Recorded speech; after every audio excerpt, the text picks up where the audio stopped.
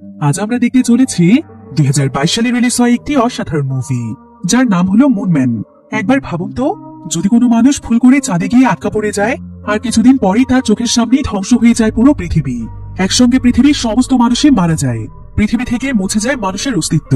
বিশাল বড় এক মহাবিশ্ব, কিন্তু শুধুমাত্র চাঁদের উপর আটকা পড়ে আছে একজন মানুষ। তখন সেই মানুষটির পরিণতি কি হতে পারে? এমনই এক ইউনিক একটি কনসেপ্ট নিয়ে তৈরি করা হয়েছে আমাদের আজকের মুভিটি, যেটা শুরু থেকে শেষ পর্যন্ত পুরো গল্পটি অনেক বেশি ইন্টারেস্টিং। তাহলে চলুন ঘুরে আসা যাক চাঁদে আটকা পড়ে যাওয়া একজন মানুষের জীবনের গল্প থেকে। তো গল্পটি শুরু হয় মহাকাশের একটি দৃশ্য দেখিয়ে, যেখানে দেখা যায় যে মহাকাশ থেকে প্রচুর পরিমাণে অ্যাস্ট্রয়েড পৃথিবীর দিকে ধেয়ে আসছে। আর এই অ্যাস্ট্রয়েড গুলো মূলত ছিল চাঁদের জমিনের উপরে থাকা বড় বড় পাথরের টুকরো। তবে এই অ্যাস্ট্রয়েড গুলো পৃথিবীর দিকে ধেয়ে গেলেও এগুলো কোনো মতে পৃথিবীর পাশ কাটিয়ে চলে যায়।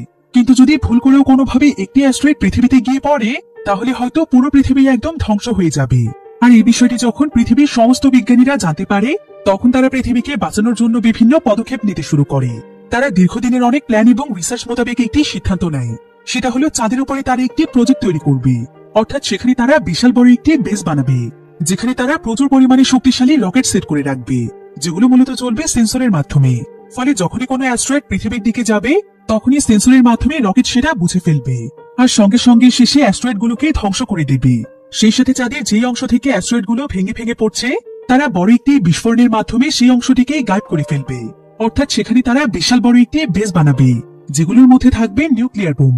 আর এই রকেটগুলো মূলত পরিচালিত হবে সেন্সরের মাধ্যমে। তো প্ল্যান মোতাবেক পৃথিবীর সমস্ত বিজ্ঞানীরা মিলে চাঁদের উপর সেই বিশাল বড় বেসটি তৈরি করে ফেলে, যেটা করতে প্রায় বেশ কয়েক বছর সময় লেগে যায়। এরপর অনেক রিসার্চ করে নিউক্লিয়ার রকেটও তৈরি করে ফেলা হয়। অর্থাৎ তারা এখন তাদের এই প্রজেক্টে পুরোপুরিভাবে সফল, যার ফলে পৃথিবীর প্রত্যেকটি জায়গাতে মানুষ তাদের এই সাফল্যকে উদযাপন করছিল। এবার আমরা এখানে দোসান নামক একটি ছেলেকে দেখতে পাই। দোসান পেশে ছিল একজন অ্যাস্ট্রোনট। যদিও আজকে তার সহকর্মীরা সেলিব্রেশনে ব্যস্ত ছিল, কিন্তু সেসব দিকে তার কোনো মনোযোগই ছিল না, বরং তার মনোযোগ ছিল তাদের ক্যাপ্টেন সোহির দিকে। আসলে দোসান সোহিকে অনেকদিন যাবৎ ভালোবাসে, কিন্তু সোহি এত পরিমাণ রাগী প্রকৃতির মানুষ ছিল যে দোসান তাকে কোনোদিন তার মনের কথা বলার সাহস পায়নি। দোসান ছিল খুবই মজার একজন মানুষ, সে তার কাজের প্রতি অনেক মনোযোগী ছিল। কিন্তু সোহি যখনই তার সামনে চলে আসে, তখনই যেন তার সবকিছুই উল্টো পাল্টা হয়ে যায়। তার তো ইচ্ছে করে সারাদিন সোহিকেই দেখতে, তাই সোহির সামনে আসলে তার কাজগুলো উল্টো পাল্টা হয়ে যায়। আর আজকেও যখন দোসানের সঙ্গে এমনটাই ঘটে, সোহি তখন দোসানের উপর প্রচন্ড রেগে যায়। আর সে দোসানের উপর অনেক রাগারাগি করে তাকে বলে যে তাকে তার কাজে আরো বেশি মনোযোগী হতে হবে, আর যদি সে এমনটা না করে, তাহলে সে তাকে তাদের টিম থেকে বের করে দেবে। তো এবার চায়না থেকে কয়েকটি স্পেসশিপ চাঁদের সেই বেসের মধ্যে কাজ করতে যায়, যেখানে প্রায় অনেকজন অ্যাস্ট্রোনয়েটেরা ছিল, আর তাদের মধ্যে দোসান এবং সোহিও রয়েছে। তো এখানকার বেসের মধ্যে দোসান তার রুমের মধ্যে এসে বিভিন্ন টেকনিক বের করছিল, যে কিভাবে সে সোহিকে তার মনের কথা বলবে। তো এভাবেই সেখানে তাদের দিন কাটছিল। আর যখন সেই বেসে তাদের সমস্ত কাজ সম্পন্ন হয়ে যায়, তখন তারা সবাই মিলে আবারও পৃথিবীতে ফেরার প্রস্তুতি নিচ্ছিল। তবে দোসান চাইছিল যে এখানে সোহিকে প্রপোজ করতে, কারণ তারা এখন চাঁদের উপর রয়েছে। আর এখানে সোহিকে প্রপোজ করলে সোহি যদি রাজি হয়ে যায়, তাহলে তাদের এই ভালোবাসার মুহূর্তটি চিরদিনের জন্য স্মরণীয় হয়ে থাকবে। অন্যদিকে আমরা জু নামক একজন অ্যাস্ট্রোনয়েটকে দেখতে পাই, যে কিনা প্রচন্ড আতঙ্কিত হয়ে ক্যাপ্টেন সোহির কাছে আসে। আর সে ক্যাপ্টেন সোহিকে জানায় যে এখানে তাদের অনেক বড় একটি বিপদ আসতে চলেছে, তাই যত তাড়াতাড়ি সম্ভব তাদেরকে এখান থেকে পৃথিবীতে ফিরতে হবে। এবার ক্যাপ্টেন সোহি একটু খবর নিয়ে জানতে পারে যে সমস্ত অ্যাস্ট্রয়েড গুলো পৃথিবীর দিকে যেত, সেগুলো এখন সরাসরি চাঁদের দিকেই ধেয়ে আসছে। আর ধারণা করা হচ্ছে যে অ্যাস্ট্রয়েড গুলো অনেক বড় আকৃতির হবে, অর্থাৎ একবার অ্যাস্ট্রয়েড পড়তে শুরু করলে তারা সবাই মারা যাবে। আর এখন তাদের কাছে শুধুমাত্র 30 মিনিটের মতো সময় আছে। তাই সোহি এই বিষয়টি জানার পরে সরাসরি স্পেস স্টেশনে খবর দিয়ে দেয়। আর সে সবাইকে তাদের জিনিসপত্র গুছিয়ে পৃথিবীর দিকে রওনা হতে বলে, এবং সে নিজেও তার সঙ্গীদেরকে নিয়ে প্রস্তুতি নিতে থাকে। চারিদিকে সবাইকে সতর্ক বার্তা দিয়ে দেওয়া হয়, যার ফলে দেখা যায় যে মুহূর্তের মধ্যেই প্রত্যেকটি মানুষই তাদের নিজ নিজ গাড়িতে চড়ে নিজেদের রকেটের দিকে যাচ্ছিল। কিন্তু এই ব্যাপারে আবার দোসান কোনো কিছুই জানতো না।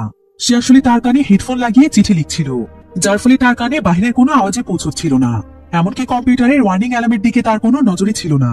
কিন্তু ঠিক এমন সময় সেখান থেকে একটি রকেট টেক অফ করলে দোসানের হঠাৎ করে সেই রকেটটির দিকে চোখ পড়ে যায়, যার ফলে মুহূর্তের মধ্যে সে বুঝতে পারে যে এখানে বড় কোনো বিপদ ঘটতে চলেছে। আর সে এখানে ওয়ার্নিং অ্যালার্মও দেখতে পায়, যার ফলে সেও যত তাড়াতাড়ি সম্ভব তার অ্যাস্ট্রোনয়েডের গেটআপ নিয়ে নেয়। এরপর সে দ্রুত তার গাড়িতে চড়ে তার রকেটের কাছে যাওয়ার চেষ্টা করছিল। সে যত স্পিডে সম্ভব গাড়িটিকে ততটাই স্পিডে চালাচ্ছিল, কারণ এখন তার হাতে সময় ছিল খুবই কম। কিন্তু তারপরে এখনো এখানে প্রায় 6টি রকেট উপস্থিত রয়েছে, যেটা দেখে দোসান অনেক খুশি হয়ে যায়। আর সে ভাবতে থাকে যে তার এখন আর কোনো চিন্তা নেই, তাই সে এবার নিশ্চিন্তে রকেটের দিকে যেতে থাকে। কিন্তু ঠিক এমন সময় দেখা যায় যে এবার একসঙ্গে প্রায় 5টি রকেট টেক অফ করেছে, অর্থাৎ এখন সেখানে শুধুমাত্র আর একটি রকেটই রয়েছে। এবার দোসান অনেক ভয় পেয়ে যায় আর সে তার টিমের সঙ্গে যোগাযোগ করার আপ্রাণ চেষ্টা করে যাতে করে তারা তাকে ফেলে না যায়, কিন্তু কোনোভাবেই তাদের সঙ্গে যোগাযোগ করা সম্ভব হয় না। আর এখন দোসানের হাতে খুবই অল্প সময় ছিল, কারণ কিছুক্ষণের মধ্যেই চাঁদের উপর অ্যাস্ট্রয়েড পড়তে শুরু করবে। তাই দোসান রকেটের কাছে দ্রুত পৌঁছানোর জন্য তার রাস্তা খুঁড়িয়ে ফেলে। কিন্তু কিছু দূর যাওয়ার পরেই দেখা যায় যে রাস্তার মধ্যে বিশাল বড় একটি গর্ত রয়েছে, কিন্তু দোসান তার গাড়িটিকে নিয়ন্ত্রণের আগে গাড়িটি সেই গর্তের মধ্যে পড়ে যায়। আর সেই গর্ত থেকে উঠতে উঠতেই দোসানের অনেকটা সময় লেগে যায়। আর ততক্ষণে সেখানে যে শেষ একটি রকেট ছিল সেই রকেটটিও টেক অফ করে ফেলে, অর্থাৎ সবাই চলে যেতে পারলেও দোসান এখানেই আটকা পড়ে যায়। আর ঠিক এমন সময় দেখা যায় যে দেখতে দেখতে চাঁদের উপরে বিশাল বড় বড় অ্যাস্ট্রয়েড পড়তে শুরু করে, আর অ্যাস্ট্রয়েডের পরিমাণও ছিল একদম বৃষ্টির পানির ফোঁটার মতো। দোসান তখন অ্যাস্ট্রয়েডের হাত থেকে বাঁচার জন্য দৌড়তে শুরু করে, আর সে তার সামনে আরো বড় একটি গর্ত দেখতে পেলে সে সেই গর্তের মধ্যে আশ্রয় নেওয়ার জন্য দৌড়ে যেতে থাকে। কিন্তু ঠিক তখনই সেই গর্তের ভেতরে অনেক বড় একটি অ্যাস্ট্রয়েড এসে পড়ে, ফলে দোসান সেখান থেকে ছিটকে অন্য একটি জায়গাতে পড়ে অজ্ঞান হয়ে যায়। এবার প্রায় বেশ কয়েক ঘন্টা পর তার জ্ঞান ফিরে আসে। দোসান দেখতে পায় যে এখন অ্যাস্ট্রয়েড পড়া বন্ধ হয়ে গিয়েছে আর সে কোনো মতে বেঁচে গিয়েছে, যার ফলে সে অনেক খুশি হয়ে যায়। এরপর সে চাঁদের উপর থেকে যখন পৃথিবীর দিকে তাকায় তখন তার কাছে পৃথিবীর দূরত্ব অনেক কাছের মনে হয়। এরপর সে খুশি হয়ে নিজে নিজেই বলতে থাকে যে সে তো এখন পৃথিবীর একদম কাছে রয়েছে, তাই তাকে খোঁজাটা খুব একটা কঠিন হবে না। এসব ভেবে সে যখনই খুশি হচ্ছিল ঠিক তখনই সে আকাশে বিশাল বড় আরো একটি অ্যাস্ট্রয়েড দেখতে পায়, যেটা কিনা সঙ্গে সঙ্গে গিয়ে পৃথিবীর উপর পড়ে। আর সেখানে বিশাল বড় এক বিস্ফোরণ ঘটে, যার ফলে পুরো পৃথিবী একদম ধ্বংস হয়ে যায়। যেটা দেখে দোসান বুঝতে পারে যে পৃথিবীর সমস্ত মানুষই হয়তো এখন মারা যাবে, পৃথিবীতে আর কোনো মানুষের অস্তিত্ব থাকবে না। এতে দোসান অনেক ভয় পেয়ে যায় আর সে সকলের জন্য অনেক দুশ্চিন্তায় পড়ে যায়। এবার সে মন খারাপ করে তাদের বেসের মধ্যে ফিরে যায়। এই ঘটনার পর প্রায় 6 মাস সময় পার হয়ে যায়। এখানে আমরা দোসানকে দেখতে পাই। দোসানের অবস্থা এখন অনেক খারাপ হয়ে গিয়েছে।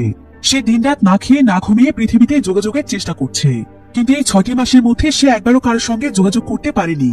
এমনকি সে বারবার সিগন্যাল পাঠানোর পরও কোনো রেসপন্সও পায়নি, যার ফলে দোসান এখন পুরোপুরিভাবে শিওর হয়ে যায় যে পৃথিবীতে এখন আর কোনো মানুষই বেঁচে নেই। পুরো মহাবিশ্বে হয়তো সে একাই সার্ভাইভ করছে। তাই সে আর কোনো চেষ্টা না করে বাস্তবতাকে মেনে নেয়, কারণ সে বুঝে গিয়েছিল যে তাকে এখানেই মরতে হবে। এই কারণে সে এখন যতদিন বেঁচে থাকবে ততদিন সে ঠিক সেই কাজগুলোই করবে যেগুলো সে চেয়েও করতে পারেনি, অর্থাৎ সে তার মনের ছোট ছোট ইচ্ছেগুলো পূরণ করবে। তবে সৌভাগ্যবশত এখানে তার কাছে প্রচুর পরিমাণে খাবার এবং পানি ছিল, কারণ এখানে প্রায় কয়েক বছরের অ্যাস্ট্রোনটদের জন্য খাবার মজুদ আছে, যেগুলোর মাধ্যমে দোসান অনায়াসে সার্ভাইভ করতে পারবে। তো দোসান এবার পৃথিবীর সেই সমস্ত মানুষদের জন্য শ্রদ্ধাঞ্জলি দেয় যারা কিনা মারা গিয়েছে। এরপর সে লেগে পড়ে তার ইচ্ছে পূরণের কাজে, যেগুলোর মধ্যে তার প্রথম ইচ্ছে ছিল ক্যাপ্টেন সোহির রুমে যাওয়া। সে আসলে মৃত্যুর আগে তার ভালোবাসার মানুষের রুমটি দেখতে চায়, কারণ সে তো এখন চাইলেই আর সোহিকে দেখতে পারবে না। তাই সে ক্যাপ্টেন সোহির রুমে যাওয়ার অনেক চেষ্টা করছিল। তবে রুমটিতে যাওয়ার জন্য পাসওয়ার্ড দিতে হয়, কিন্তু পাসওয়ার্ড তো সে জানতো না। তাই সে বেশ কিছুক্ষণ ভুলভাল পাসওয়ার্ড দিয়ে ক্লান্ত হয়ে পড়ে আর সোহির রুমের দরজা না খুলে তার একদম মন খারাপ হয়ে যায়। এবার তার দ্বিতীয় ইচ্ছে ছিল চাঁদের জমিনের উপর স্কেটিং করা। তাই সে তার সমস্ত জিনিসপত্র নিয়ে রেডি হয়ে বেস থেকে বেরিয়ে সোজা মাটির উপরে গিয়ে দাঁড়ায়। এরপর সে বরফের উপর যেভাবে স্কেটিং করে ঠিক সেভাবেই সেখানে স্কেটিং করার চেষ্টা করছিল, কিন্তু চাঁদের মাটি হচ্ছে বরফের চাইতে একদমই আলাদা। তাই স্কেটিং করতে তার অনেক সমস্যা হচ্ছিল। সে কোনোভাবেই চাঁদের মাটির উপরে স্কেটিং করতে পারছিল না, কিন্তু একটানা প্রায় বেশ কয়েকদিন চেষ্টার পর সে অবশেষে কোনো মতে স্কেটিং শিখে যায়, যার ফলে এখানে সে তার বেশিরভাগ সময় কাটাতো স্কেটিং করে। তবে সোহির রুমে যাওয়ার স্বপ্ন তার এখনো ছিল, তাই সে প্রতিনিয়ত নতুন নতুন পাসওয়ার্ড দিয়ে সোহির রুমে যাওয়ার চেষ্টা করত। কিন্তু আজকেও যখন অনেক চেষ্টার পরেও দরজা খুলতে পারছিল না তখন সে প্রচন্ড রেগে যায়। আর এমন সময় তার মাথায় একটি আইডিয়া আসে। সে সঙ্গে সঙ্গে সেখানে ছোটখাটো বিস্ফোরণের মাধ্যমে দরজাটি খুলে ফেলে, যার ফলে সে অনেক খুশি হয়ে যায়। এরপর সে সোহির রুমটিকে ভালোভাবে দেখে, যেখানে সোহির একটি ছবিও ছিল। এবার সে নিজেও একদম ফ্রেশ হয়ে যায় আর সে সোহির একটি ছবিকে তার সামনে বসায়। সে আসলে সোহির ছবির সঙ্গে একটি ডেটের আয়োজন করেছে, আর তাই সে এমন একটি ভাব করছিল যেন তার সামনে সোহি বসে আছে। এবার সে সোহিকে সস এগিয়ে দেওয়ার জন্য যাচ্ছিল, কিন্তু ভুলবশত তার হাত থেকে সোহির চেহারায় একটু সস গিয়ে পড়ে। আর দোসান যখন সোহির চেহারার দিকে তাকায় তখন সে নিজের অজান্তেই সোহির ছবির মধ্যে কিস করে দেয়। তবে এমন সময় দেখা যায় যে স্পেস স্টেশনে আরো একটি নতুন স্পেস স্টেশন তৈরি করা হয়েছে, যেটা কিনা ছিল মূলত তাদের হেডকোয়ার্টার। আর সেই হেডকোয়ার্টার থেকে দোসানকে তার টিমের সবাই দেখছিল, অর্থাৎ পৃথিবী আসলে একদম ঠিক আছে, পৃথিবীর সমস্ত মানুষেরাও বেঁচে আছে। আর দোসানকে বাঁচানোর জন্য তার টিম মেম্বাররা অনেকদিন ধরেই চেষ্টা চালিয়ে যাচ্ছে। এবার দোসানের এমন কর্মকাণ্ড দেখে সবাই সেখানে তাদের মাথা নিচু করে ফেলে। তবে ক্যাপ্টেন সোহি যখন এটা দেখতে পায় তখন সে তো একদম অবাক হয়ে যায়, কারণ সে কোনোদিন কল্পনা করতে পারেনি যে দোসান তাকে ভালোবাসে। তবে সিগন্যালের সমস্যার কারণে তারা শুধুমাত্র দোসানকে দেখতে পাচ্ছে, কিন্তু দোসানের সঙ্গে তারা কোনোভাবেই কথা বলতে পারবে না। এখন ক্যাপ্টেন সোহি এখানে দোসানকে অনেক কুল মুডেই দেখছিল, আর তাকে দেখে বোঝাই যাচ্ছিল যে সে অনেক ভালো আছে, অর্থাৎ সে বিপদ মুক্ত। তাই সোহি আপাতত তাকে রেস্কিউ করার মিশনটি ক্যান্সেল করে দেয়। কিন্তু ঠিক তখনই সেখানে তাদের চেয়ারম্যান ইয়াং চলে আসে, আর সেখানে তাদের সবাইকে বলে যে দোসান যেভাবে চাঁদের বেসের মধ্যে সার্ভাইভ করছে, গভর্নমেন্ট থেকে তার কাছে অর্ডার এসেছে যে সেটা একটানা 1 মাস লাইভ টেলিকাস্টের মাধ্যমে পৃথিবীর মানুষকে দেখাতে। কারণ দোসান যেভাবে সার্ভাইভ করছে সেটা পৃথিবীর সবার জন্যই অনুপ্রেরণা। তাই তার এই জীবনযাত্রা পৃথিবীর মানুষের মনে সাহস যোগাবে, কারণ সে মৃত্যুর ভয়কে পেছনে ফেলে বেঁচে থাকার চেষ্টা করছে। আর পৃথিবীর এমন ভয়ানক পরিস্থিতিতে এটা মানুষের জন্য অনুপ্রেরণা। আসলে সেদিন পৃথিবীতে যে অ্যাস্ট্রয়েডটি ধসে পড়েছিল সেটা পৃথিবীর প্রায় 30% অংশকে ধ্বংস করে দিয়েছে, কারণ এই 30% অংশ পুরোপুরিভাবে পানির নিচে চলে গিয়েছে। আর এর ফলে পৃথিবীর অনেক মানুষ মারাও গিয়েছে। কিন্তু এখন যে সমস্ত মানুষেরা বেঁচে আছে তারা খুবই কষ্টে তাদের জীবন পার করছে। এমনকি এই ভয়ানক ক্ষতির সম্মুখীন পুরো পৃথিবীর মানুষই হয়েছে। তাই তাদেরকে নতুন ভাবে বাঁচার অনুপ্রেরণা দেওয়ার জন্য গভর্নমেন্ট দোসানকে লাইভ টেলিকাস্টের মাধ্যমে সকলকে দেখাতে বলেছে।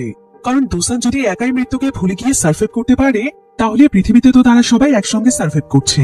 কিন্তু অ্যাস্ট্রোনয়েডদের টিমের মধ্যে জু নামক যে ব্যক্তিটি ছিল, সেখানে সবাইকে বলে যে দোসান মানুষের মনে অনুপ্রেরণা দেওয়ার মতো মানুষই নয়, তাকে এই কাজের জন্য বিশ্বাস করাটা ঠিক হবে না, কারণ সে যে কোনো সময় যে কোনো উল্টো পাল্টা কাজ করে ফেলতে পারে।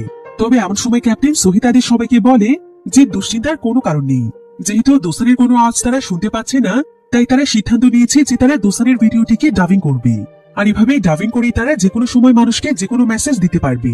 এবার ক্যাপ্টেন সোহি প্রেস কনফারেন্সের মাধ্যমে পৃথিবীর মানুষকে দোসানকে নিয়ে লেখা কিছু মিথ্যে মিথ্যে গল্প মানুষকে শোনায়, যেটা কিনা মানুষের মনে অনুপ্রেরণা দেবে।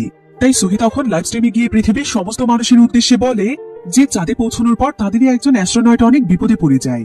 তাই দোসান তখন নিজের জীবনের কথা চিন্তা না করে সে নিজে তার গাড়িতে চড়ে সেই অ্যাস্ট্রোনয়েটকে বাঁচাতে যায়, আর সে তার জীবনের ঝুঁকি নিয়ে তাকে বাঁচায়। শুধু তাই নয়, একবার সে সাধারণ একজন ক্রু মেম্বারকে বাঁচানোর জন্য রকেটের মধ্যে নিজের সিটও ছেড়ে দিয়েছিল। তো দোসানের ব্যাপারে এমনই কিছু উদাহরণ মানুষের সামনে উপস্থাপন করে সে সবাইকে জানায় যে দোসান কিভাবে চাঁদে আটকা পড়েছে, আর সে এখনো ভাবছে যে পৃথিবী ধ্বংস হয়ে গিয়েছে, কিন্তু তারপর সে নিজের মতো করে বেঁচে থাকার চেষ্টা করছে। আর এই পুরো বিষয়টি একটানা 1 মাস তাদের সবাইকে দেখানো হবে যে কিভাবে একজন মানুষ নিশ্চিত মৃত্যু জেনেও এতটা হাসি খুশি ভাবে নিজের বাকি সময়গুলো কাটাতে পারে। এবার দেখতে দেখতেই চাঁদের মধ্যে দোসানের 196টি দিন পার হয়ে যায়, আর দোসান আজকে কিছুটা অসুস্থ বোধ করছিল। আর এখানে মেডিসিন রাখা আছে বেসের ওয়্যার হাউসে, তাই দোসান মেডিসিন আনার জন্য বেসের ওয়্যার হাউসে চলে যায়। অন্যদিকে আমরা অ্যাস্ট্রোনয়েডদের অফিস দেখতে পাই, যেখানে নতুন একজন ব্যক্তিকে ভাড়া করে নিয়ে আসা হয়েছে। তার নাম হচ্ছে ফ্লুটিস। সে হচ্ছে একজন ভয়েস ওভার আর্টিস্ট। আসলে এই ব্যক্তির মাধ্যমে দোসানের ভয়েসকে ডাবিং করা হবে, তবে সেখানে আসার পর তাকে কোনো ধরনের স্ক্রিপ্ট দেওয়া হয় না। অন্যদিকে আমরা দোসানকে দেখতে পাই যে কিনা মেডিসিন নেওয়ার জন্য ওয়্যার হাউসে এসেছে, কিন্তু এখানে আসার পর সে দেখতে পায় যে একটি পর্দার পিছনে কেউ একজন রয়েছে। সে দেখে দোসান মনে করে যে সেখানে কোনো মেয়ে রয়েছে, হয়তো তার মতোই তার কোনো সঙ্গী সেখানে আটকা পড়েছে। তাই দোসান তখন খুশি হয়ে তার সঙ্গে কথা বলতে শুরু করে। সে তার কাছে জানতে চায় যে সে কিভাবে এখানে আটকা পড়েছে, আর এতদিন সে কোথায় বা লুকিয়েছিল। কিন্তু দোসানের সঙ্গে সে কোনো কথাই বলছিল না। তাই দোসান কথা বলতে বলতে সোজা তার সামনে চলে যায়, আর সে দেখতে পায় যে এখানে আসলে কোনো মানুষ নয়, বরং বিশাল বড় একটি ক্যাঙ্গারু শুয়ে রয়েছে, আর সে শুয়ে শুয়ে বিভিন্ন ধরনের খাবার খাচ্ছে। অন্যদিকে ঠিক এমন সময় এখানকার লাইভ স্ট্রিম চালু করে দেওয়া হয়, আর সেখানকার ক্যামেরা সোজা গিয়ে ফোকাস করে ক্যাঙ্গারুর উপর, যেটা দেখতে পায় ভয়েস আর্টিস্ট ফ্লুটিস। আর সে মনে করে যে ক্যাঙ্গারুর ভয়েসে হয়তো তাকে ডাবিং করতে হবে।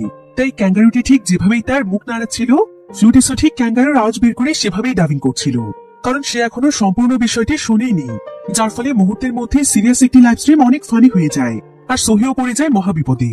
সে বুঝতে পারছিল না যে এই পরিস্থিতি সে কিভাবে সামনে নেবে। তো সে এখানে কোনো মতে ফ্লুটিসকে থামানোর চেষ্টা করে, কিন্তু ততক্ষণে অনেক দেরি হয়ে গিয়েছিল, কারণ প্রায় বহু মানুষই লাইভ স্ট্রিম অলরেডি দেখতে শুরু করেছে। যার ফলে সঙ্গে সঙ্গে সোহি এবং জোকে চেয়ারম্যান ডেকে পাঠায়, আর সে তাদেরকে তাদের এত বড় একটি ভুলের জন্য অনেক বকাবকি করে এবং যেভাবে হোক এই সম্পূর্ণ পরিস্থিতি সামলে নিতে বলে। চেয়ারম্যান তাদেরকে আরো জানায় যে চাঁদের বেসের মধ্যে যে ক্যাঙ্গারুটি রয়েছে সেটা আসলে তাদের রিসার্চ টিমের একটি ক্যাঙ্গারু। এই ক্যাঙ্গারুটির নাম হচ্ছে কং। আসলে চাঁদের আবহাওয়াতে একটি প্রাণী কিভাবে টিকে থাকতে পারে সেটার উপর রিসার্চ করার জন্যই তাকে নিয়ে যাওয়া হয়েছিল, কিন্তু ভুলবশত তাকে তারা সেখানেই রেখে এসেছে। এরপর জানা যায় যে তারা ফ্লুটিস নামক যে ভয়েস ওভার আর্টিস্টকে নিয়ে এসেছে সে আসলে কোনো প্রফেশনাল ভয়েস ওভার আর্টিস্ট নয়, বরং সে সোশ্যাল মিডিয়ায় বিভিন্ন প্রাণীর ভয়েসে ডাবিং করে থাকে। তাই সোহি এবার সিদ্ধান্ত নেয় যে তারা দোসানের ভিডিওগুলো ডাবিং এর মাধ্যমে নয়, বরং গল্প আকারে মানুষের সামনে উপস্থাপন করবে। অন্যদিকে আমরা কংকে দেখতে পাই, সে একের পর এক সেখানে বিভিন্ন জিনিসপত্র খেয়ে চলেছে। দোসান অনেক চেষ্টা করেও তাকে তার নিয়ন্ত্রণে আনতে পারেনি। সে তার সামনে লোহার একটি হাতিয়ার নিয়ে এসে দাঁড়ায়, আর সে তাকে ভয় দেখানোর চেষ্টা করে। কিন্তু কংই তখন তার কাছ থেকে হাতিয়ারটি নিয়ে নেয়, আর সে 1 সেকেন্ডের মধ্যে এই লোহার হাতিয়ারটিকে বাঁকা করে ফেলে। দোসান বুঝতে পারে যে কংয়ের সঙ্গে শক্তিতে সে পারবে না, তাই দোসান কংকে তার নিয়ন্ত্রণে আনার জন্য সে অনেক খুঁজে খুঁজে সেখান থেকে একটি লেডিস ক্যাঙ্গারুর পোশাক বের করে। এমনকি সে কাগজ দিয়ে একটি ক্যাঙ্গারুর মুখোশ বানিয়ে নেয়। এরপর পোশাকটি পরে সে কংকে তার দিকে আকৃষ্ট করার চেষ্টা করে, আর ঘটেও ঠিক এমনটাই। কং আকৃষ্ট হয়ে তার কাছে আসলে সে দোসানের মুখোশটি খুলে ফেলে, আর মুখোশটি খুলে দোসানকে দেখতে পেয়ে সে তাকে প্রচন্ড জোরে লাথি মারে। এরপর সে তাকে অনবরত মারতেই থাকে। এদিকে এই সমস্ত দৃশ্য দেখছিল দোসানের টিম মেম্বাররা, আর ফ্লুটিস তো এখানে দোসানের ব্যাপারে সকলকে বলা তো দূরের কথা, বরং সে দোসানের কর্মকাণ্ড দেখে হাসতে হাসতে পাগল হয়ে যাচ্ছিল। এবার সোহি তার টিম মেম্বারদের সঙ্গে বসে সবকিছুর ব্যাপারে প্ল্যান করছিল, যে কিভাবে তারা কাজগুলো ঠিকমতো পরিচালিত করবে। কিন্তু ঠিক এমন সময় সেখানে জু এসে তাদেরকে বলে যে চাঁদে নাকি দোসান এবং কং এর মধ্যে বিশাল বড় একটি ফাইট হতে চলেছে। তারা দুজন নাকি একে অপরকে চ্যালেঞ্জ করেছে। এখন এই ফাইটিং ম্যাচের খবরটি জানতে পেরে সবাই অনেক এক্সাইটেড হয়ে যায়। দর্শকরা তো তাদের দুজনকে দেখার জন্য অধীর আগ্রহে বসেছিল, আর সোহি এবং তার টিম দেখতে চাইছিল যে দোসান আসলে কি করতে যাচ্ছে। এবার কিছুক্ষণের মধ্যেই দোসান এবং কং এর মধ্যে ফাইট শুরু হয়ে যায়। দোসান বিভিন্নভাবে কংকে হারানোর চেষ্টা করছিল, এমনকি সে তাকে একটি গান নিয়ে ধাও করছিল, যেটার ভেতর থেকে ছোট ছোট বল বের হয়। এতে করে যেন চারিদিকে একদম তোলপাড় শুরু হয়ে যায়। তাদের দুজনের মধ্যে প্রচন্ড রকমের লড়াই হচ্ছিল। দোসান তো এক পর্যায়ে রাগ করে কংকে এমন জোরে একটি থাপড় দেয় যে কং তখন তাকে থাপড় দিয়ে তার গাল একদম লাল করে ফেলে। যদিও কং প্রথমে ভয় পাওয়ার অভিনয় করে, কিন্তু কিছুক্ষণ পরে সে তার সামনে এসে তাকে এমন জোরে একটি লাথি মারে যে সে সঙ্গে সঙ্গে ছিটকে পড়ে সেখানে অজ্ঞান হয়ে যায়। দোসানের এই অবস্থা দেখে সোহি অনেক ভয় পেয়ে যায়, আর সে যেভাবেই হোক সেখানে কানেকশন তৈরি করে দোসানের সঙ্গে কথা বলার চেষ্টা করে। সে বিভিন্নভাবে দোসানকে সিগন্যাল পাঠায়। এবার কয়েক ঘন্টা পর দেখা যায় যে দোসান তার জ্ঞান ফিরে পেয়েছে, আর জ্ঞান ফিরে পাওয়ার সঙ্গে সঙ্গে দোসান তার স্ক্রিনে দেখতে পায় যে তার সঙ্গে তাদের স্পেস স্টেশন থেকে কেউ যোগাযোগের চেষ্টা করেছে। অর্থাৎ পৃথিবী তাহলে ধ্বংস হয়ে যায়নি, মানুষ এখনো বেঁচে আছে, যেটা দেখে সে প্রচন্ড খুশি হয়ে যায়। সে তো খুশিতে এখানে কাঁদতে শুরু করে, যদিও সে তাদের কারো কথাই শুনতে পাচ্ছিল না। কিন্তু সবাই যে বেঁচে আছে এটাই তার সবচেয়ে বড় আনন্দ ছিল। কিন্তু অন্যদিকে সোহি এবং তার টিমেরা যখন এটা দেখতে পায় তখন তারা একদম অবাক হয়ে যায়, কারণ তাদের কোনো সিগন্যাল এখনো সেখানে পৌঁছয়নি। তাহলে দোসান কিসের সিগন্যাল পাচ্ছে? আসলে কং এর লিজের সঙ্গে লেগে একটি ডিভাইস নড়ছিল, যেটার প্রতিফলনে কম্পিউটার স্ক্রিনে দেখা যাচ্ছে। অর্থাৎ এখনো সোহিরা দোসানের সঙ্গে যোগাযোগ করতে পারেনি, অর্থাৎ এখনো তারা তার জন্য স্পেসশিপ সেখানে পাঠাতে পারবে না। এদিকে মারামারি করতে করতে কং অনেক ক্লান্ত হয়ে গিয়েছিল। তো দোসান যখন এখানে কাঁদছিল তখন কং এর অনেক মায়া হয়। সে তখন দোসানের পাশে এসে দাঁড়ায়। দোসান তখন তাকে কাঁদতে কাঁদতে ইশারা দিয়ে দেখিয়ে বলে যে পৃথিবী থেকে সিগন্যাল পাওয়া যাচ্ছে, খুব শীঘ্রই তারা দুজন পৃথিবীতে ফিরতে পারবে, তাদের আর কষ্ট করে এখানে থাকতে হবে না। যেটা শুনে কং অনেক খুশি হয়। এভাবেই তাদের দুজনের মধ্যে বন্ধুত্ব হয়ে যায়। কিন্তু তারপরও কং এখানে মজা করে তাকে আরো একবার থাপ্পড় দেয়। এভাবেই দেখতে দেখতে আরো বেশ কয়েক মাস সময় পার হয়ে যায়। এখন প্রায় সর্বমোট 224তম দিন পার হয়ে গিয়েছে, কিন্তু এখনো তাদেরকে উদ্ধার করতে কোনো স্পেসশিপ এখানে আসেনি। কিন্তু দোসান এখনো হাল ছেড়ে দেয়নি। সে কং এর সঙ্গে এখন অনেক ভালোভাবে থাকতে শিখেছে। কং এবং সে এখন একে অপরের অনেক ভালো বন্ধু, তাই দোসানের আগের মতো একা একা লাগে না। কং এর সঙ্গে গল্প করতে করতেই তার অনেকটা সময় পার হয়ে যায়। তবে এতগুলো দিন পার হয়ে যাওয়ার পরও যখন কেউ তাদেরকে সাহায্য করতে আসে না, তখন দোসান কাঙ্কে নিয়ে তার গাড়িতে করে একটি জায়গার উদ্দেশ্যে রওনা হয়, যেটা কিনা চাঁদের একদম শেষ প্রান্তে ছিল। কারণ এতদিনে সে একটি প্ল্যানও তৈরি করে ফেলেছে যে সে কিভাবে পৃথিবীতে ফিরে যাবে। তারা আসলে ভাঙা একটি অ্যাপোলো 18 এর কাছে পৌঁছতে চাইছিল, আর সেটার মাধ্যমে তারা লুনাস নামক একটি স্পেস স্টেশনে যাবে, যেখানে হয়তো পুরাতন কোনো স্পেসশিপ থাকতে পারে, যেটার মাধ্যমে সে হয়তো পৃথিবীতে পৌঁছতে পারবে। এবার দেখতে দেখতে এই দোসান সেই জায়গাতে চলে যায়, আর সৌভাগ্যবশত সেখানে অনেক পুরাতন একটি স্পেসশিপ ছিল। এটা দেখে দোসান অনেক খুশি হয়ে যায়। তবে স্পেসশিপটি লুনাস নামক একটি এআই ডগ ছিল, যেটা কিনা মূলত স্পেসশিপ পরিচালনার এআই অ্যাসিস্ট্যান্ট হিসেবে কাজ করে থাকে। তাই সে তার কাছে থাকে একটি ডিভাইসের মাধ্যমে যেভাবেই হোক লুনাসকে খুঁজে বের করার চেষ্টা করছিল। আর রকেটটি অনেক পুরাতন হয়, রকেটের অনেক জিনিসই নষ্ট ছিল। দোসান তখন কংকে নিয়ে কোনো মতে স্পেসশিপটিকে তাদের বেসে নিয়ে আসে। এরপর সে স্পেসশিপটিকে ঠিক করার কাজে লেগে পড়ে। সে প্রথমে স্পেসশিপটির যে সমস্ত ভাঙা অংশ ছিল সেগুলোকে আস্তে আস্তে বদলাতে শুরু করে। তবে স্পেসশিপটির সবচাইতে বড় সমস্যা ছিল স্পেসশিপটির স্পেসক্রাফটে। তবে কোনো সাধারণ অ্যাস্ট্রোনয়েডের পক্ষে এটাকে ঠিক করা সহজ ব্যাপার ছিল না। কিন্তু দোসান এখানে তার বিভিন্ন আইডিয়া ব্যবহার করে কোনো মতে স্পেসক্রাফটটিকেও ঠিক করে ফেলে। আর এই পুরো বিষয়গুলো দেখছিল সোহি এবং তার টিম মেম্বাররা। দোসানের এমন ট্যালেন্ট দেখে তারা একদম অবাক হয়ে যায়। সোহি তখন সঙ্গে সঙ্গে দোসানের ফাইল চেক করে, আর সে জানতে পারে যে দোসান আসলে একজন ফ্লাইট ইঞ্জিনিয়ার ছিল, তাই তার এই সমস্ত ব্যাপারে বেসিক নলেজ অনেক বেশি ভালো। এদিকে দোসান স্পেসশিপ ঠিক করতে করতে একটি বিষয় জানতে পারে, সেটা হলো স্পেসশিপটি অনেকদিন আগে ভেঙে যাওয়ার ফলে এখন এই স্পেসশিপটির ধারণ ক্ষমতা মাত্র 20 পাউন্ড। অর্থাৎ এই স্পেসশিপটির মাধ্যমে দোসান একাই ট্রাভেল করতে পারবে, সে কংকে তার সঙ্গে নিয়ে যেতে পারবে না। তাই সে কংকে তার গাড়িতে উঠিয়ে সেখান থেকে একটু দূরে রেখে আসে। তবে সে যখন ফিরে আসছিল ঠিক তখনই পেছন থেকে কং আবার তার সঙ্গে এসে বসে, অর্থাৎ কং কোনোভাবেই তাকে একা ছাড়ছে না। তাই এখন দোসানকে কোনো না কোনো উপায় বের করতে হবে যাতে করে স্পেসশিপটির ধারণ ক্ষমতা বাড়ানো যায়। ঠিক তখনই তার মাথায় একটি আইডিয়া আসে, তার চাঁদের মধ্যে থাকা একটি হাতিয়ারের কথা মনে পড়ে যায়, যেটাকে সে স্পেসশিপের প্রোটোটাইপ ইঞ্জিন হিসেবে ব্যবহার করতে পারবে। আর সেটার ভেতর প্রচুর পরিমাণে নিউক্লিয়ার রয়েছে, তাই সেই হাতিয়ারটিকে নিয়ে আসাটা অনেক বেশি ঝুঁকিপূর্ণ ছিল, কারণ যে কোনো সময় বিস্ফোরণ ঘটতে পারে। তাই দোসান কংকে রেখে একাই সে সেই হাতিয়ারটিকে আনতে যেতে চায়, কিন্তু এই ঝুঁকির বিষয়টি বোঝার পরও কং তার সঙ্গ দিতে চায়। তাই এবার তারা দুজন মিলে বেরিয়ে পড়ে হাতিয়ারটিকে আনতে। অন্যদিকে সোহি অ্যাস্ট্রোনয়েট জুয়ের কাছে জানতে চাইছিল যে দোসান যে কাজটি করতে চাইছে সেটা সফল হবে কিনা। অ্যাস্ট্রোনয়েট জু তখন তাকে জানায় যে দোসানের পরিকল্পনা একদম ঠিক আছে, কিন্তু সেই হাতিয়ারটিকে অবশ্যই সূর্য ডোবার পূর্বেই নিয়ে যেতে হবে, তা নাহলে পরবর্তীতে সে সেটাকে আর নিয়ে যেতে পারবে না, কারণ সে যে গাড়িটি ব্যবহার করছে সেটা শুধুমাত্র সূর্যের আলোর কারণেই চলছে।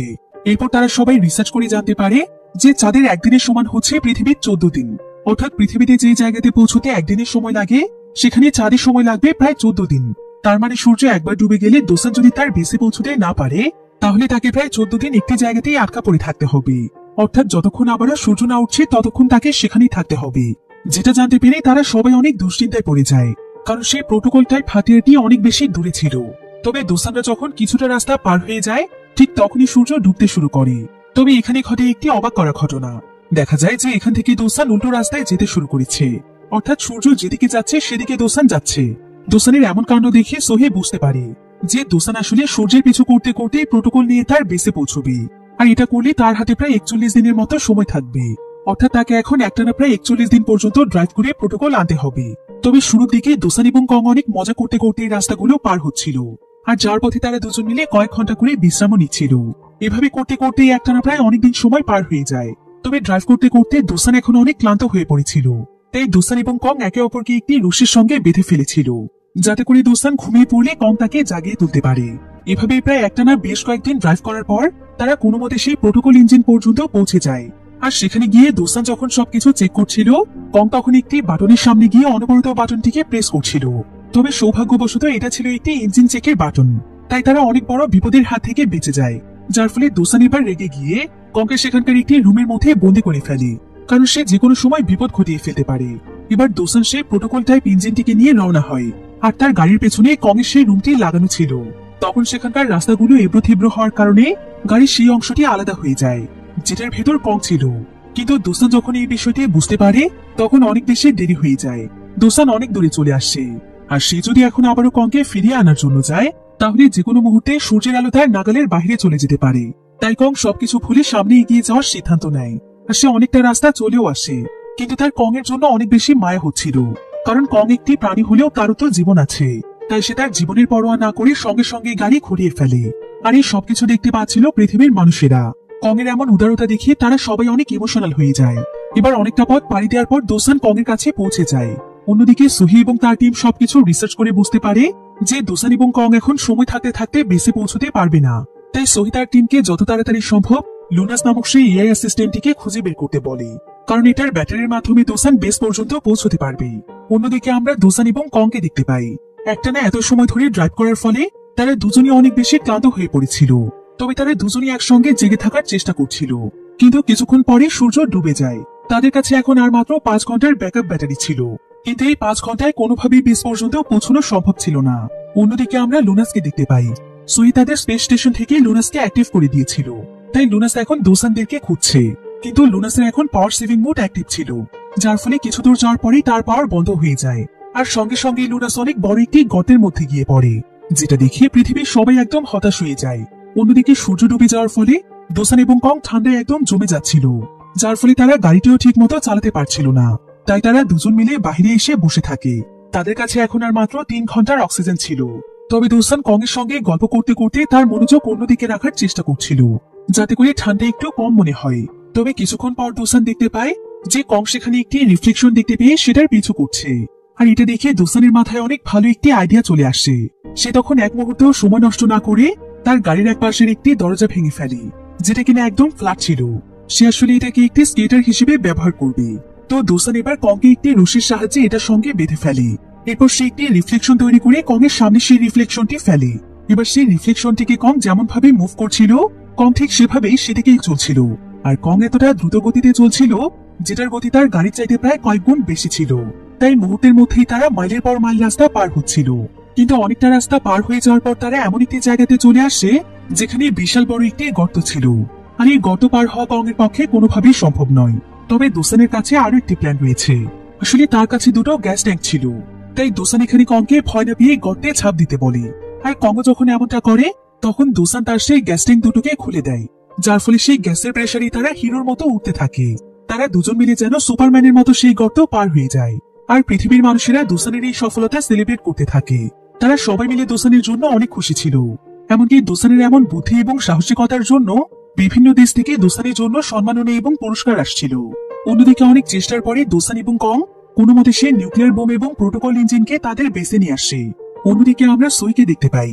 সোহি এখানে তাদের চেয়ারম্যানকে জানায় যে আর মাত্র 3 মাসের মধ্যে তাদের সমস্ত কমিউনিকেশন ঠিক হয়ে যাবে। আর তখন তারা সরাসরি দোসানের সঙ্গে যোগাযোগ করতে পারবে। এমনকি দোসানকে ফিরিয়ে আনার জন্য তারা স্পেসশিপও পাঠাতে পারবে। অর্থাৎ আস্তে আস্তে প্রায় সবকিছুই ঠিক হয়ে যাচ্ছিল। আর দোসানও এখন অনেক খুশি ছিল, কারণ সে এখন প্রোটোকল ইঞ্জিনকে কাজে লাগিয়ে কংকে নিয়ে পৃথিবীর দিকে ফিরবে। কিন্তু মহাকাশের আরো একটি ভয়ানক বিষয় সম্পর্কে কেউ এখনো জানতো না। সেটা হলো পৃথিবীর দিকে এখনো অনেক বড় একটি অ্যাস্ট্রয়েড ধেয়ে আসছে, যেটার আকৃতি এতটাই বড় ছিল যেটা চাঁদ সহ পৃথিবীকেও ধ্বংস করে দিতে পারে। আর এই অ্যাস্ট্রয়েডটির নাম হচ্ছে পাই। অন্যদিকে দোসান মনের আনন্দে কং এর সঙ্গে খেলছিল, কিন্তু কিছুক্ষণ পরেই সে দেখতে পায় যে কং সেখানকার কয়েকটি তার নাড়ছে, যার ফলে তার কম্পিউটার স্ক্রিনে কিছু সিগন্যাল দেখা যাচ্ছে। আর এটা দেখে কং বুঝতে পারে যে এর আগের বারও হয়তো সে সিগন্যাল কং এর কারণেই দেখতে পেয়েছিল, যার ফলে দোসানের অনেক মন খারাপ হয়ে যায়। তার আবারও মনে হয় যে পৃথিবীতে তাহলে হয়তো আর কেউ বেঁচে নেই। অন্যদিকে সোহি এবং তার টিম মিলে এবার পুরো দমে কাজ শুরু করে দিয়েছে, যাতে করে যত তাড়াতাড়ি সম্ভব কমিউনিকেশন লাইন ঠিক করা যায়। এদিকে দোসান এখন অনেক বেশি ডিপ্রেসড হয়ে গিয়েছিল, তাই সেইবার কং এর জন্য সেখানে একটি মেয়ে ক্যাঙ্গারুর স্ট্যাচু তৈরি করে দেয়। আর সে কংকে বেসের মধ্যে রেখে বাইরে চলে আসে। দোসান আসলে আত্মহত্যা করার সিদ্ধান্ত নিয়েছে।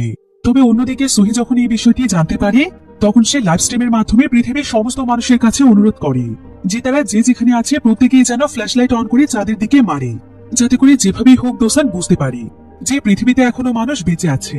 এবার দোসান যখনই আত্মহত্যা করার জন্য তার স্যুটটি খুলে ফেলছিল, ঠিক তখনই সে পৃথিবীর বিভিন্ন জায়গা থেকে আলো আসতে দেখতে পায়। এতে সে বুঝতে পারে যে পৃথিবীতে এখনো মানুষ বেঁচে আছে। দোসান খুশিতে কাঁদতে কাঁদতে সেখানে হাঁটু গেড়ে বসে পড়ে। আর তার মাঝে আবারও আত্মবিশ্বাস ফিরে আসে। তাই সে পুরো দমে কমিউনিকেশন লাইন ঠিক করার কাজে লেগে পড়ে। আর অনেক চেষ্টার পর কোনোমতে সে নিজেই কমিউনিকেশন লাইন ঠিক করে ফেলে, যার ফলে তার সঙ্গে শহীদের টিমের কানেকশন তৈরি হয়ে যায়। দোসান তাদের সবাইকে দেখে অনেক ইমোশনাল হয়ে যায়। তারা দোসানের সঙ্গে আরো অনেক কথা বলার চেষ্টা করে, কিন্তু দোসানের মুখ দিয়ে কোনো কথাই বের হচ্ছিল না। তাই তারা সবাই সোহিকে দোসানের সামনে নিয়ে আসে। আর সোহি যখন দোসানকে হ্যালো বলে তখন দোসান তার সঙ্গে কথা বলতে শুরু করে। এবার সোহির পুরো টিম এবং দোসান মিলে তাদের কাজ শুরু করে দেয়। আর খুব অল্প সময়ের মধ্যেই সোহির ইনস্ট্রাকশনের মাধ্যমে দোসান তার স্পেসশিপটিকে পুরোপুরি ভাবে তৈরি করে ফেলে। আর সে পৃথিবীতে ফেরার জন্য একদম প্রস্তুত হয়ে যায়। এবার সেদিন রাতের বেলা দোসান সোহির সঙ্গে কথা বলার সুযোগ পায়। দোসান তখন সোহিকে বলে, আমি এখানে কি কি করেছি তুমি তো সেগুলো সব দেখেছো, আর এটাও জেনে গিয়েছো যে আমি তোমাকে ভালোবাসি। তাই আমি আর তোমার কাছ থেকে কিছু লুকোবো না। আসলে আমি অ্যাস্ট্রয়েডদের গ্রুপে জয়েন করেছিলাম শুধুমাত্র তোমার জন্য। আমি প্রথমে একজন ফ্লাইট ইঞ্জিনিয়ার ছিলাম, কিন্তু একদিন হঠাৎ করে আমি তোমাকে দেখতে পাই। আর প্রথম দেখাতেই তোমাকে আমি এত পরিমাণ ভালোবেসে ফেলেছি যে সেদিনের পর থেকে আমার জীবন জুড়ে শুধু তুমিই আছো। তাই অনেক কষ্ট করে আমি ইঞ্জিনিয়ার সেক্টর থেকে এই সেক্টরে এসেছি। আর অনেক বেশি পরিশ্রমের পর আমি তোমার টিমে জয়েন হতে পেরেছি। তবে এটা জানতে পেরে সোহি অনেক অবাক হয়ে যায়, কারণ একটা মানুষ এতটা পাগল কিভাবে হতে পারে। কিন্তু ভেতরে ভেতরে সোহির কাছে বিষয়টি বেশ ভালো লাগে। তার মনেও দোসানের প্রতি আস্তে আস্তে ভালো লাগা তৈরি হয়ে যায়। এবার পরের দিন দোসান কংকে নিয়ে একদম পৃথিবীতে ফেরার জন্য প্রস্তুত হয়ে যায়। এমনকি তারা স্পেসশিপে উঠে স্পেসক্রাফট লঞ্চ করে দেয়, যেটা দেখে পৃথিবীর সমস্ত মানুষেরা অনেক খুশি ছিল। কারণ আজকে প্রায় 983 দিন পর তারা দুজন চাঁদ থেকে পৃথিবীতে ফিরছে। আর তারা এখন মেন স্পেস স্টেশনে চলে এসেছে। অন্যদিকে জুই একটি জরুরি মিটিং এর আয়োজন করে। আর সেই মিটিং এর মাধ্যমে সে সবাইকে জানায় যে এখন পৃথিবীতে পাই নামক অনেক ভয়ানক একটি অ্যাস্ট্রয়েড ধেয়ে আসছে। আর যদি কোনোভাবে সেই অ্যাস্ট্রয়েডটিকে ধ্বংস করে দেওয়া না যায় তাহলে পৃথিবীকে আর কোনোভাবে বাঁচানো সম্ভব নয়। চাঁদ সহ সম্পূর্ণ পৃথিবী একদম ধ্বংস হয়ে যাবে। এটা জানতে পেরে সবাই অনেক ভয় পেয়ে যায়। আর তারা অনেক রিসার্চ এবং পরিকল্পনার মাধ্যমে অ্যাস্ট্রয়েডটিকে মহাকাশের মধ্যেই ধ্বংস করার পরিকল্পনা করতে থাকে। কিন্তু তাদের কাছে এখন একটি মাত্র উপায় ছিল, সেটা হলো দুসান নিজে। কারণ দুসানের স্পেসশিপের ইঞ্জিনটি ছিল একটি বিশাল বড় হাতিয়ার, অর্থাৎ এটা ছিল অনেক বড় একটি নিউক্লিয়ার বোম। তাই একমাত্র দুসানই পারবে সেই বোমটিকে সোজা অ্যাস্ট্রয়েডের মধ্যে নিয়ে যেতে। কিন্তু একটি বিষয় সম্পর্কে তারা সবাই জানতো, যে এই কাজটি করতে গেলে দুসান কোনোভাবেই বাঁচবে না। কারণ বোমটি যখনই অ্যাস্ট্রয়েডটিকে ধ্বংস করে দেবে, তখন সেই বিস্ফোরণের সঙ্গে দুসানও মারা যাবে। এখন একমাত্র দুসানই পারবে পৃথিবীর মানুষকে বাঁচাতে। তাই চেয়ারম্যান সোহিকে দুসানকে এই বিষয়টি জানাতে বলে। যদিও সোহি এই বিষয়টিতে মোটেও রাজি ছিল না, তারপরেও পৃথিবী এবং পৃথিবীর মানুষের জীবনের কথা চিন্তা করে সে দুসানকে বিষয়গুলো জানাতেই যাচ্ছিল। কিন্তু তার আগেই দুসান তাকে জানায় যে সেই কাজটি করতে রাজি। আসলে সোহি যখন চেয়ারম্যানের সঙ্গে কথা বলছিল, তখন সেখানে তাদের মাইক্রোফোন অন করা ছিল, যেটার মাধ্যমে দুসান সবকিছু শুনে ফেলেছে। তাই দুসান এখন নিজের জীবন দিয়ে হলেও পৃথিবীকে বাঁচাবে। কিন্তু সোহি তাকে এমনটা কিছুতেই করতে দিতে চাইছিল না। তবে দুসান ভালোভাবেই জানতো যে এটাই তার সোহির সঙ্গে শেষ কথা। তাই সেখানে সোহিকে বলে যে সে সবসময় সোহিকে মন থেকে ভালোবেসেছে। তাই সে চায় সোহি যেন সবসময় খুশি থাকে। যদি আজ তার কিছু হয়েও যায়, তাহলে সে যেন তার জন্য একদম মন খারাপ না করে। সে যেন নতুন ভাবে তার জীবন শুরু করে, আর তাকে যেন সে তার মনের একটি কোণাতে একটু জায়গা দেয় এবং কোনোদিন যেন তাকে ভুলে না যায়। এটাই হবে তার জীবনের সবচাইতে বড় প্রাপ্তি। এই বলে দুসান কংকে একটি ছোট্ট স্পেসশিপে বেঁধে ফেলে। তবে দুসান জানতো যে সে শেষবারের মতো কংকে দেখছে। তাই সে কাঁদতে কাঁদতে কংকে বিদায় জানায়, আর সে তাকে মন থেকে ধন্যবাদ দেয়। কারণ জীবনের সবচাইতে কঠিন সময়ে সে কংকে তার পাশে পেয়েছে। কং এখানে অনেক ইমোশনাল হয়ে যায়। সে কোনোভাবেই দুসানকে ছেড়ে কোথাও যেতে চাইছিল না, কিন্তু দুসান তাকে স্পেসশিপে করে পৃথিবীর দিকে পাঠিয়ে দেয়। অন্যদিকে পৃথিবীর সমস্ত মানুষদেরকে একটি বাংকারে নিয়ে আসা হয়, যাতে করে তারা সবাই সুরক্ষিত থাকতে পারে। এবার দুসান প্রচুর পরিমাণে অ্যাস্ট্রয়েডের মধ্যে এসে পড়ে, যার ফলে ধাক্কা খেয়ে তার স্পেসশিপটি ঘুরতে থাকে। দুসান তখন স্পেসশিপ থেকে নিউক্লিয়ার বোমটিকে আলাদা করে ফেলে। এরপর সে এটার ভেতর থেকে বেরিয়ে এসে সোহিকে বলে লাইভ স্ট্রিম অন করতে, যেখানে পৃথিবীর সমস্ত মানুষেরা তাকে দেখছিল। এবার দুসান পৃথিবীর সবাইকে অনেক ধন্যবাদ জানায় তাকে এতটা ভালোবাসার জন্য। সে তার পুরো জীবনে এত ভালোবাসা কোনোদিনও পায়নি, তাই সে সকলের কাছে অনেক বেশি কৃতজ্ঞ। এসব বলে দুসান সেখানে একটি গান গাইতে শুরু করে, আর সোহি এই গানটি শুনতে পেয়ে অনেক ইমোশনাল হয়ে যায়, কারণ এই গানটি ছিল সোহির সবচেয়ে প্রিয় একটি গান। এবার দুসান তার নিউক্লিয়ার বোম নিয়ে সেই পাই নামক অ্যাস্ট্রয়েডটির একদম কাছে চলে আসে। কিন্তু সোহি কোনোভাবেই এই মিশনটি কমপ্লিট করতে প্রস্তুত ছিল না। তাই দুসান তখন সোহিকে তার মনে সাহস যোগাতে বলে, আর বলে সবকিছু ভুলে গিয়ে শুধুমাত্র মানুষের কথা ভাবতে। এরপর দুসান সোহির পছন্দের সেই গানটি গাইতে গাইতে পৃথিবীর মানুষকে বাঁচাতে তার মৃত্যুর দিকে এগিয়ে যায়। এদিকে আজকে দুসানের জন্য পৃথিবীর প্রত্যেকটি মানুষের চোখে অশ্রু ঝরছিল। অন্যদিকে দুসান হাসি মুখে অ্যাস্ট্রয়েডটির একদম কাছে চলে যায়। কিন্তু সোহি এখানে কিছুতেই নিউক্লিয়ার বোমের বাটনটি প্রেস করছিল না। তার এখানে বারবার দুসানের সেই সমস্ত কথা মনে পড়ছিল, যে অল্প কিছু সময় দুসান তার সঙ্গে কাটিয়েছে। তবে এমন সময় দুসান সোহিকে তার দায়িত্বের কথা আবারও মনে করিয়ে দেয়, আর বলে যে সোহি যদি তাকে সত্যিই ভালোবেসে থাকে, তাহলে সেই মিশনটি কমপ্লিট করবে।